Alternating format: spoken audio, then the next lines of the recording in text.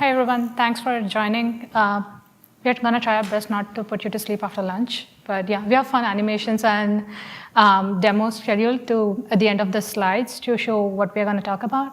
But yeah, once everything is ready with OpenSearch, we are going to talk about what happens once all your features are in, how we build them, how we test them, and how do we release them. We did a similar presentation, I think 2 years ago in OpenSearchCon 2023, describing all the processes that we have lined up, listing all the processes and the guidelines for the community, how to be involved in a release. We will talk about what enhancements we did on top of that, a little recap of what was done before, and also what we have for our next steps for future enhancements as well. Let me introduce ourselves. I'm Sayali. I work with Amazon on OpenSearch releases. This is Peter. He is a senior systems development engineer with Amazon as well. We have been with this project since it was launched 4 years ago. We have been doing releases for a really long time, and it's pretty great to see where we are today.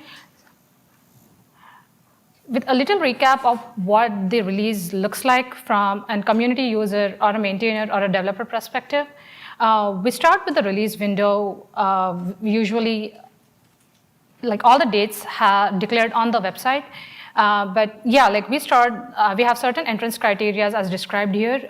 Nothing new that we have not already mentioned, but there's one new entrance criteria that we added recently, which was each component release issue needs to have an assigned owner. The reason was we as a release managers are responsible for coordinating with all the components that are included in the distribution release. But we needed a strong, reliable source of contact for the person to reach out in case your components are not functioning as expected. There are failures, or there are some action items that needs to be taken care of. We also, the remaining entrance criteria is same, we have documentation. We have the code coverage should not have been decreased. Sanity testing is done regularly. We have release notes ready. A little enhancement that we did for release notes this time is automatically generating it using AI.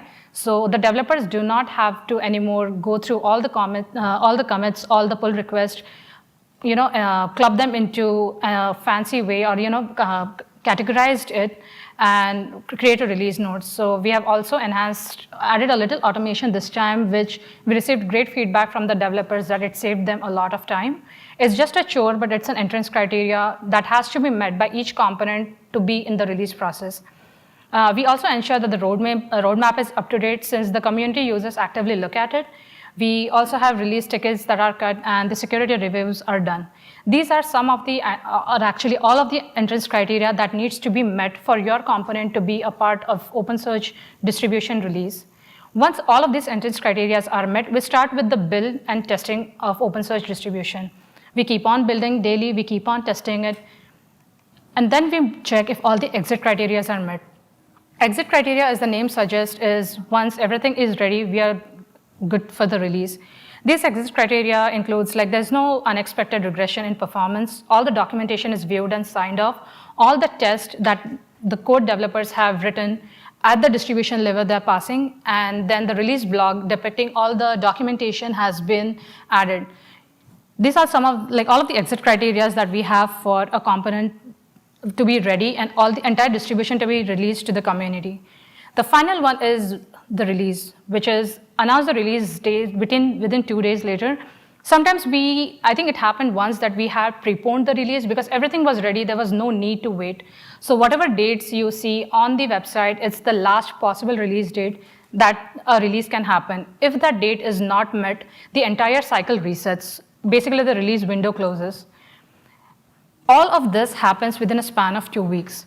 And all of the, entering the exit criteria, build and test, exit, as well as the release, all of this happens in 2 weeks. Right now, we are following a 6-week cadence to release minor and patch releases. I believe we are gonna expand it to 8 weeks to give more time for the developers to get the features in. This is an overview of what the release looks like from above. Going into the details, this is what the distribution release cycle looks like. Basically declaring the dates, prepping it, which includes like assigning the release owner component release issues, increasing the build frequency so that it builds frequently. We then move to the code complete, making sure that we log the features in. We do not want to keep on adding the comments till the last date of the release. So we have a code cutoff date where no more features can go in. The bug fixes are still allowed. The CVE or security fixes are still allowed, but the main features, the huge features that are planned on the roadmap are locked in. Next is the release branch readiness, where just because a release is going on, your development should not stop, should not concentrate or focus on that specific release.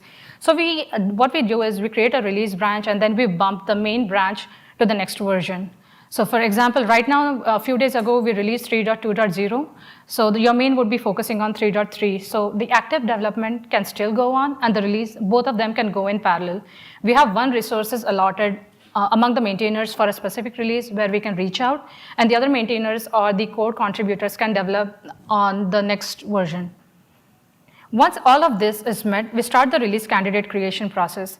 It's not something new than regularly building. It's just making sure that everything from the build perspective is looking good. Nothing is failing, and everything, like all the builds are passing for like each and every component. If there are any failures, we actively track or follow up with the release owners of specific components, and then once everything is ready, we declare the release candidate. We have a number of release candidates like 1, 2, 3, and sequentially as we move forward. So once a release candidate is ready, the build process is complete, but then we move to testing. We have a number of testings that we do as of now, which is integration testing, BWC, and performance. A new testing was introduced recently, which is smoke testing, which I'll talk about in future slides. But yeah, basically at this point, we have these 3 kinds of testing which we do aggressively on the final distribution that is built. We keep on testing it and until everything passes and looks good. If everything is passing and all the criteria is met, we move to the release. Well, it looks like it would just be, just everything is ready, go and release everything. That's not the case. There are a few minute chores that we take care, like go, no-go calls. If you have been if you look on the release channels or the meetings that we have, go, no-go is one of the platform where any component owner can raise concerns for the release. A single veto can block a release. For example, documentation is not ready. We do not want to go forward if the documentation is not ready. Like people won't be able to use your features if they don't know how to use them. Similarly, if there's any high severity issue, we need to block the release. This is the platform where people can raise concerns. If everything is a go, we move forward with promotion, and then other tags are like creating tags, updating the manifest, update the dependent components, all of those which are post-release activities. This is what the entire distribution cycle looks like. This follows for both OpenSearch and OpenSearch dashboards and all the associated components that are bundled together in the distribution. So what's new? Everything was happening before as well when we presented last, like 2 years ago. So what was the new enhancements that we added on top of this? We introduced incremental builds. Incremental builds, as the name specifies, is if your component does not have any changes, there's nothing new to be done when a release candidate has been prepared, we don't need to build them again. We just grab the last prepared artifact and we build on top of that. We just rebuild the components that have changes and then bundle them together. This particularly saves like 34% of our time. This was recently tested in 3.2 release as well. The release candidate creation takes significant amount of time if we build everything from scratch, and we don't need to. Like just because one component fixed a security issue, we don't rebuild everything. So we just build that specific component. Another enhancement we came up with, parallelizing all the builds and test for all distribution platforms as well as architectures. All of that was happening sequentially before, like just see if one of the platform is building well and then move on to next. Well, that was not sufficient. It was taking like 3 to 4 hours for entire distribution to be prepared. Right now, like parallelizing all of this together works really well for us. Even if one of the platform is failing, it's fine, but all the other platforms would be ready, like Docker Hub or Linux Tarball, which are widely used compared to other platforms.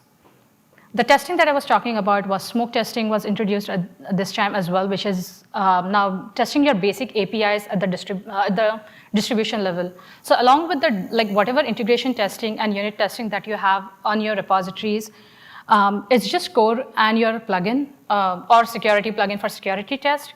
Smoke testing is something that tests your basic APIs at the distribution level. The enhanced testing, reporting, and notification system was introduced recently as well, where everything is working fine, but if something fails, how would we notify the component owners that, okay, this specific tests are failing? Tagging people or poking them in Slack was not very efficient for us as release managers.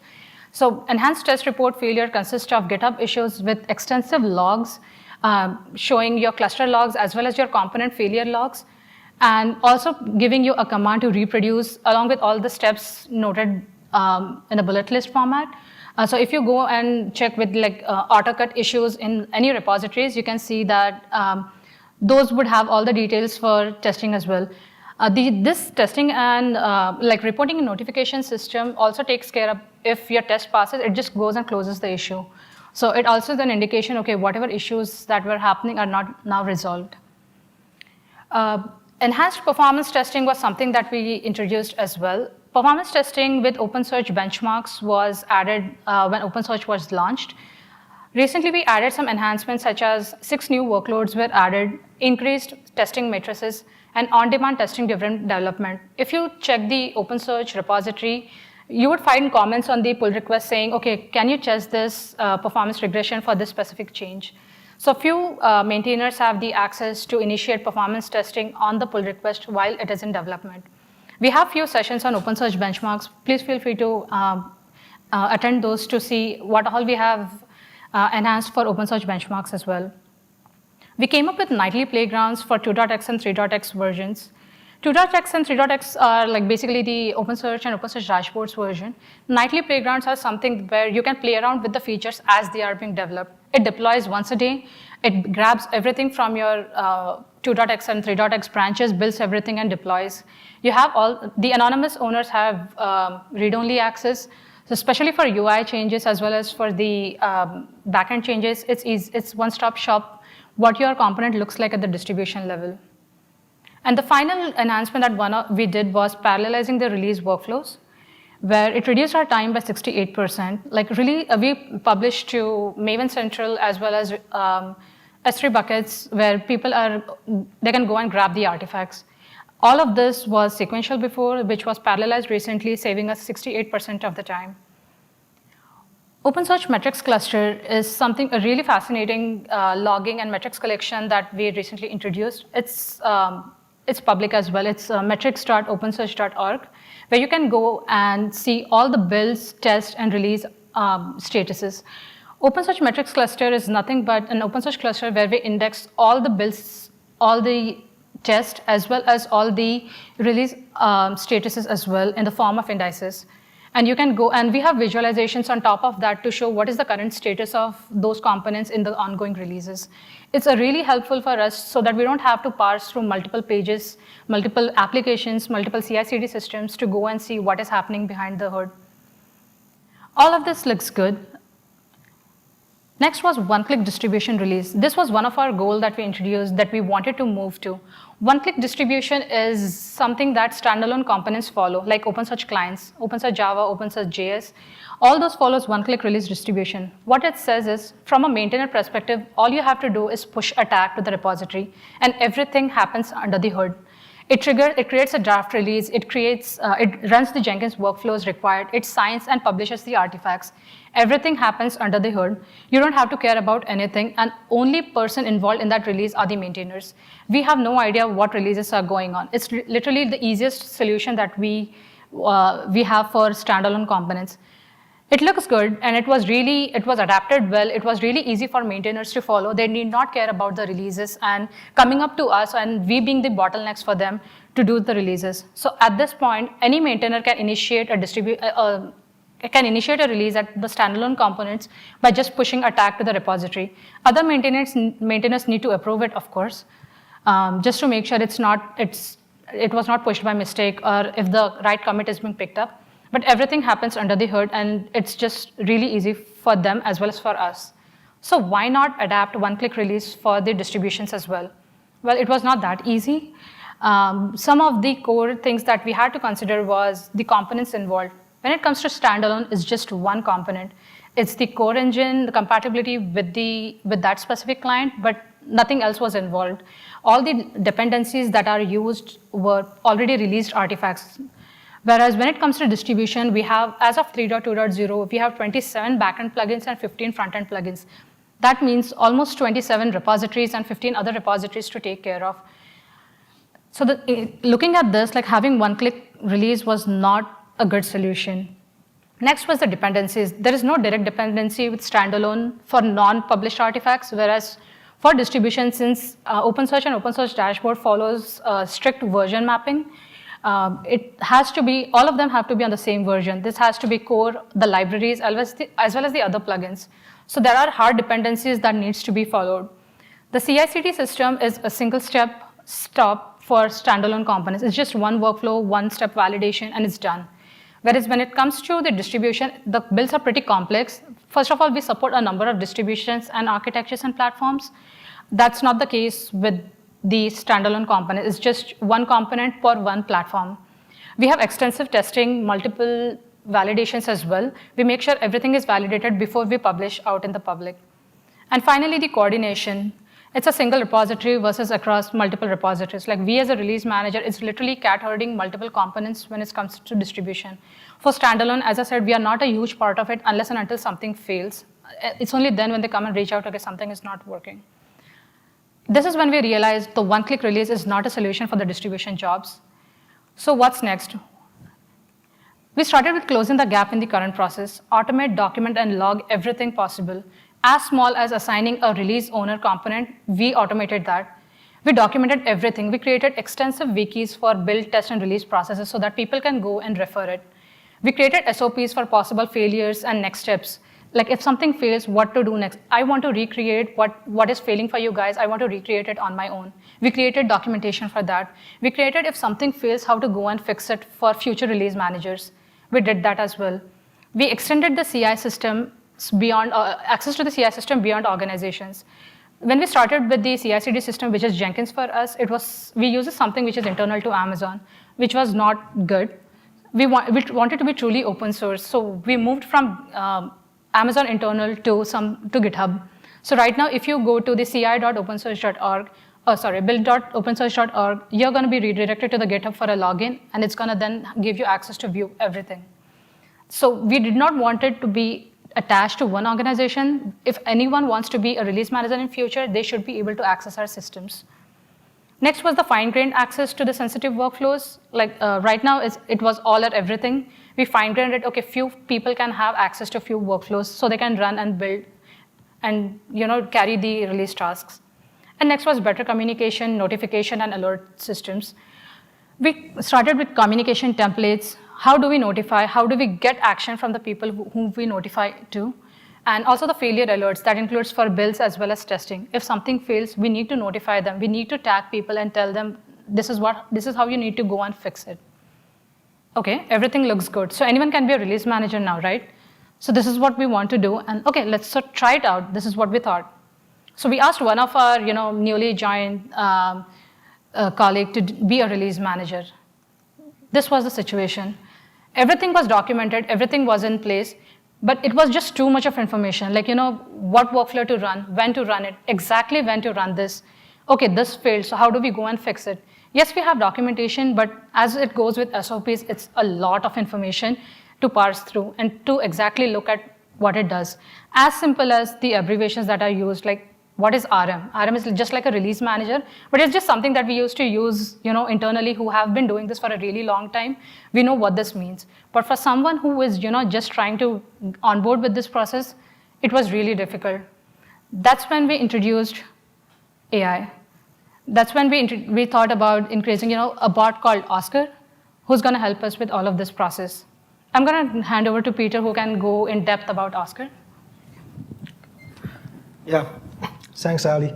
So as we already illustrated before, we have a lot of automations. You have Jenkins workflows, you have the GitHub Actions, you have build scripts, shell scripts, everything, etc.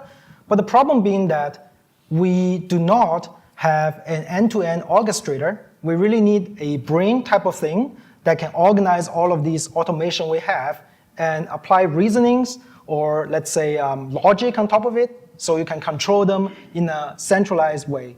And that's why we think with the rise of Gen AI as well as agentic AI, we might be able to find a good opportunity here to resolve these overall bottleneck we're seeing, which is two of the things, right? Number one, too much domain-specific knowledge. Number two, we're still wasting a lot of time because if each release period takes 2 or 3 weeks dedication from a dedicated release manager, we cannot expect the same coming from all the community members to voluntarily working on this, right?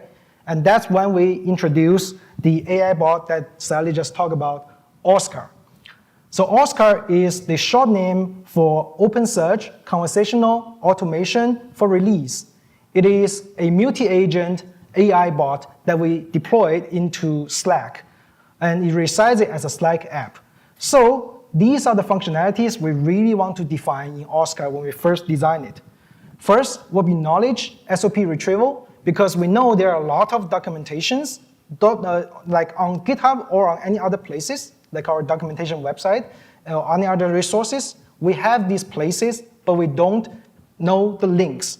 Sometimes newcomers don't really know where to find this knowledge. And sometimes you need to refer 2 or 3 different documentations in order for you to get the latest answer.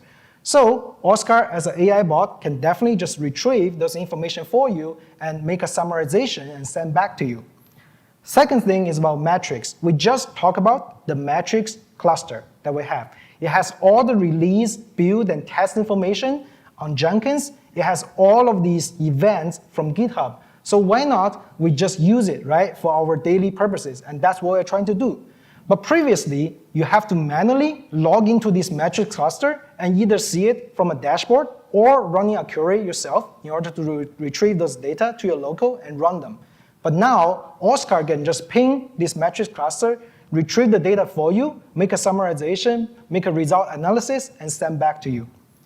Third thing is about workflow trigger and management. We talked about Jenkins workflow for a while, but the problem being that if you're a newcomer, 2 problems you are facing when you trigger this workflow. Like Sayali said, you'll be very confused which workflow you actually trigger, right? Which action match to which workflow.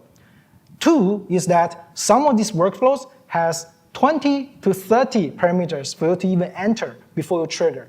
So let's say if you're not an expert for a specific workflow, or let's say for a specific action, you really don't know what to put into there. And sometimes you might waste like 15 minutes or 20 minutes just to figure out one of the parameter. What does it mean, right?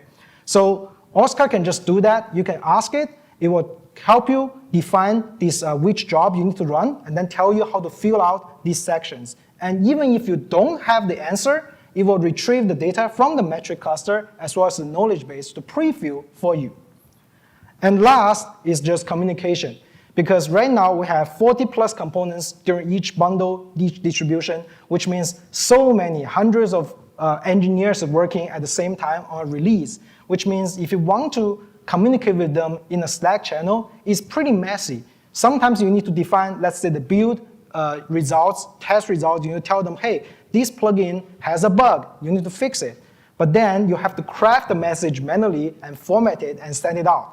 And sometimes it took me like 20 minutes to just craft a very, very long results chart and then send it out. So Oscar can just use defined templates and formats those information and send it on your behalf. So let's see a high-level design of Oscar. Now we trim down this scale a little bit so you can understand it easily. First is user sending a query in natural language to Oscar. Because it's Slack messages, you can just say, @Oscar, how can I build a Linux table from scratch, from source? And it will just give you the commands. Or you'll add Oscar, what is the current test results or test status for a specific plugin in the recently released 3.2.0 version, it will just tell you. And once this query is being sent to Oscar, Oscar will do 2 things. It will query the existing knowledge base, either from S3 bucket, from GitHub, or from any other places that we defined, and give you that information back. Else, if it doesn't have that, it will call the agents, which we defined. So you have metrics agents, let's say build metrics, test metrics, and release metrics. It will actually query the metrics cluster and give you that information back. Or if you want to trigger a workflow, you will go to the Jenkins agent and triggers the Jenkins with the set parameters you defined.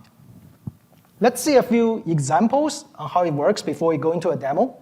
So the first example being, we just released 3.2.0, and at the launch day, there's one action we always do, is to run a Jenkins job called Central Release Promotion. This job is complicated, but on the surface it's straightforward. You will move the artifacts from staging bucket to production bucket. Doesn't matter if it's Maven jars or Docker images or let's say Tabo, Linux Tabo, it will do that. The traditional way of doing this is you go to Jenkins, you click build with parameters, and then you fill all the parameters and triggers it. With Oscar, you don't need to do that. You just type this one sentence to Oscar in Slack. Add Oscar, run central release promotion workflow on Jenkins with 3.2.0.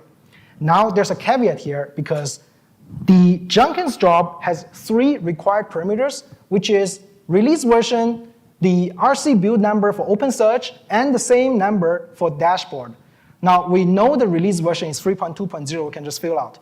But because 3.2.0 has 6 release candidates, so you might not even remember 6 is the latest release candidate, let alone you not even remember what is the build number of that. So how do you find it out?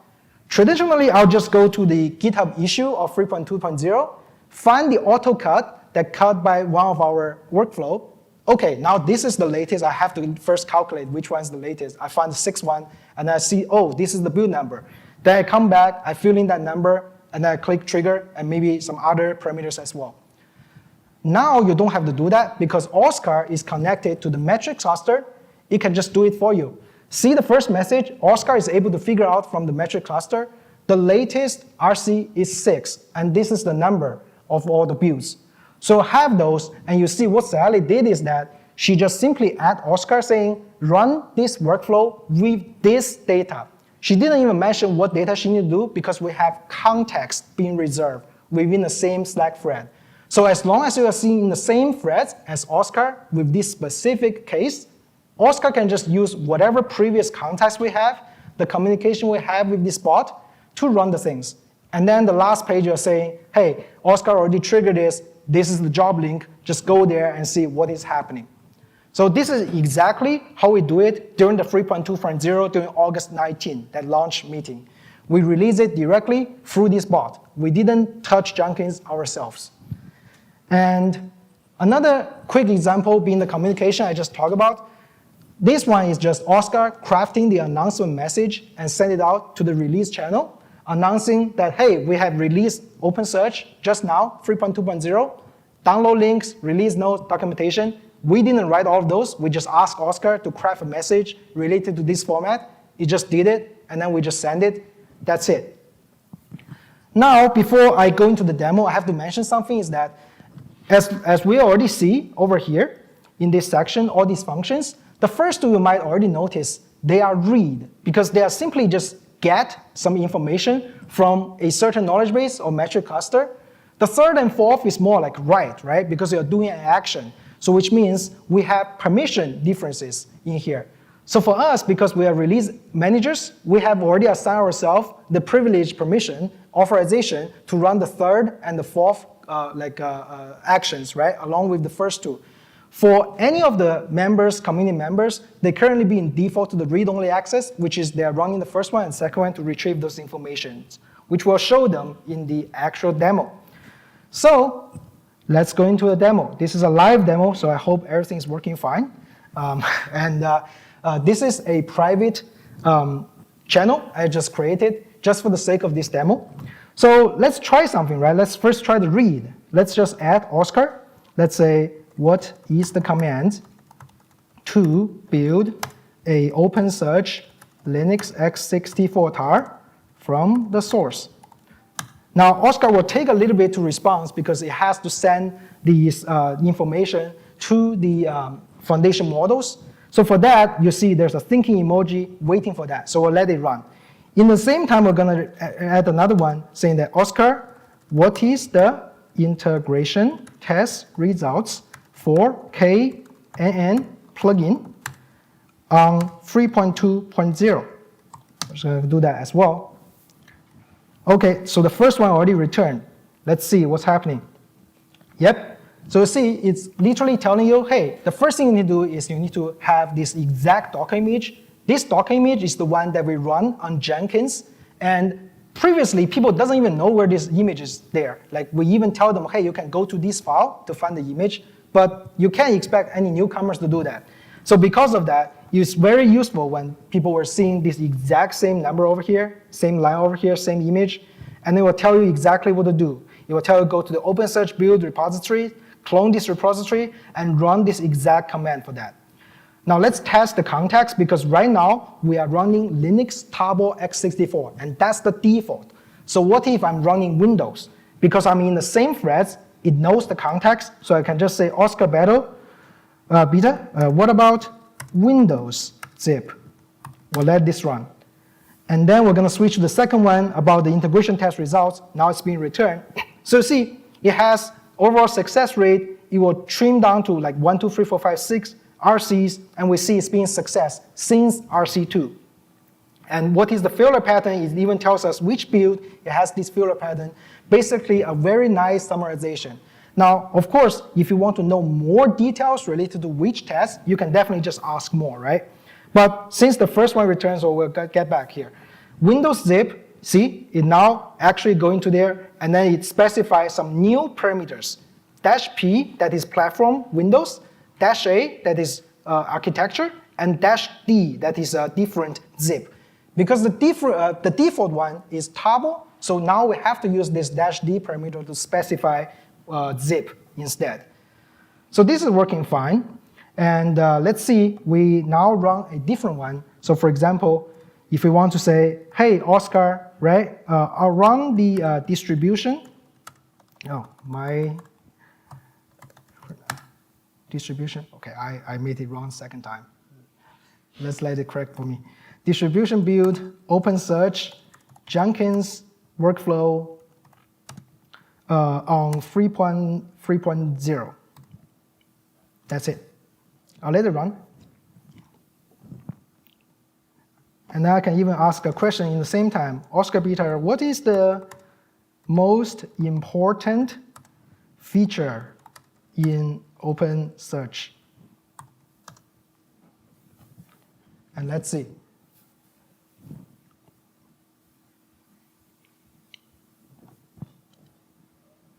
OK, so you see, there is a reaction that is different over here, which is a warning sign. The reason being that Oscar defined, OK, this is a write access right now. It's not really just read-only. So we need to ask specific information, confirmation from the user.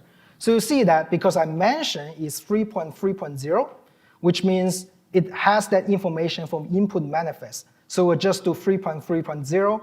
But we're still missing some specific information, like what is the build platform? As we just see, build platform, is it a Windows? Is it a Linux? What is the distribution? Is it a Tarball or a zip or RPM? Or do you want to build Docker or not, right? And here, we then need to give those informations. So let's say we just say Oscar beta, and then we'll say build on Windows zip, and then we'll say do not build Docker. Let's say that. And then let it return and see what's happening next. In the meantime, you'll see that Devium Sanger, who is sitting in the front line, is one of our interns helping us working on this and writing most of the code of this bot. You'll see that he's actually sending another ping over here. So because he doesn't have the permissions, he's read-only by default, he's acting as a community member. He can already send the same thing here. He can retrieve the information from both the knowledge base as well as the metrics cluster with no problems. So let's get back to this Jenkins run over here. We have filled in this information, and Jenkins from Oscar now have all of this information. These are all being filled out. So it's asking us, do you want to proceed or not? If I just write no, it will cancel. And if you want to go into this cycle again, you have to trigger again, saying, hey, can we run this job again? So I'm not going to waste that time. I'm just going to say yes. And this is a confirmation I have to do before I know I need to trigger a job. So now let me trigger this. And in the meantime, I'll let Devium also do a trigger on the Jenkins to see if he can actually do it. Let's see. So, yep. So you see, DVM is trying to trigger that just exactly like what I did, but he's not actually receiving that confirmation page. And in fact, it is not even triggering for him because he doesn't have that access. So it's not even happening to him. So if we get back to what we have here, Oscar now said, hey, success, I just triggered. So this is the link. Let me just copy this link, and then let me just go to Chrome. So let's say if I go to here, let me delete all these leading things. And this is the URL. Oh, now I have to log in. OK, that is interesting. Let me quickly log in. OK, I didn't anticipate that I have to log in here, so let's see. Yeah, but that is the one that Sayali was talking about, that we do have a GitHub being authenticated before our Jenkins. So whoever that is having this Jenkins access, you can actually log in with a read-only access.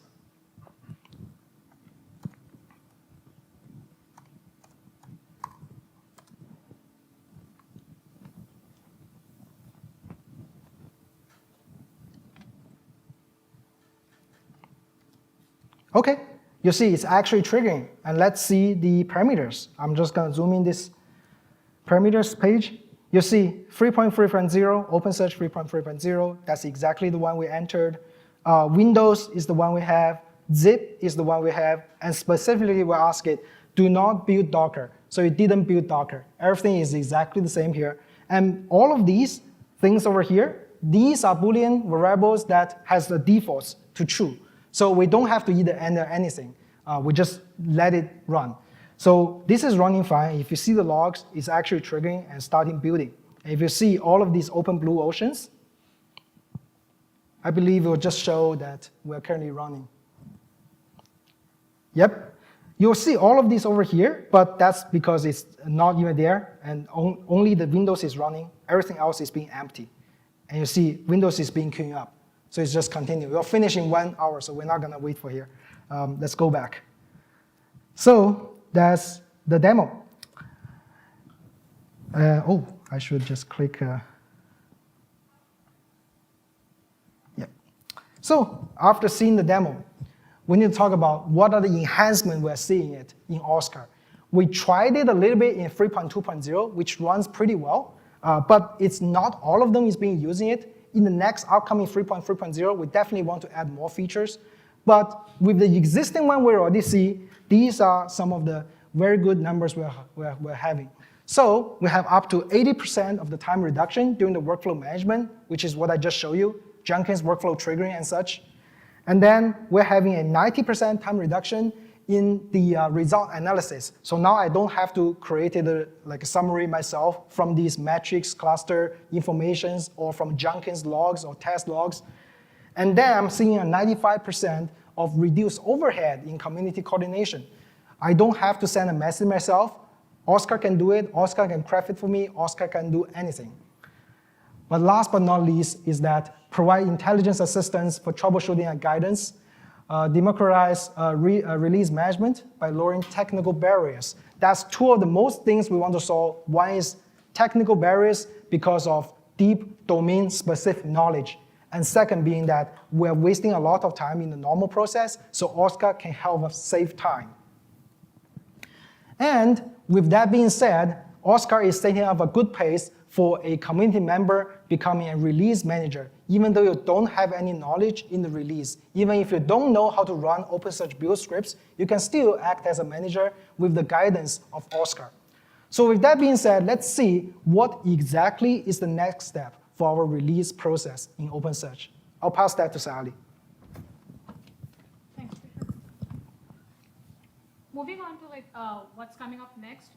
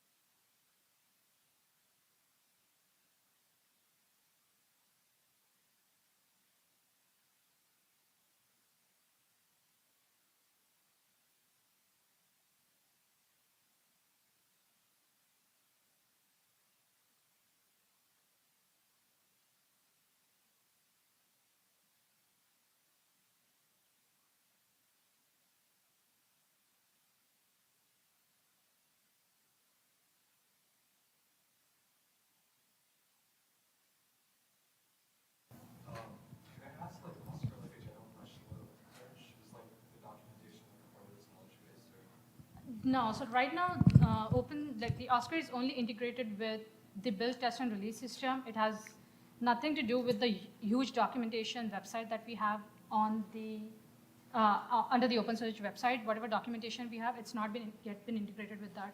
But yeah, we'll talk with the documentation team and see if we can come up with something. Cool. I think we are out of time. So yeah, let us know if you have any questions. We'll be out there.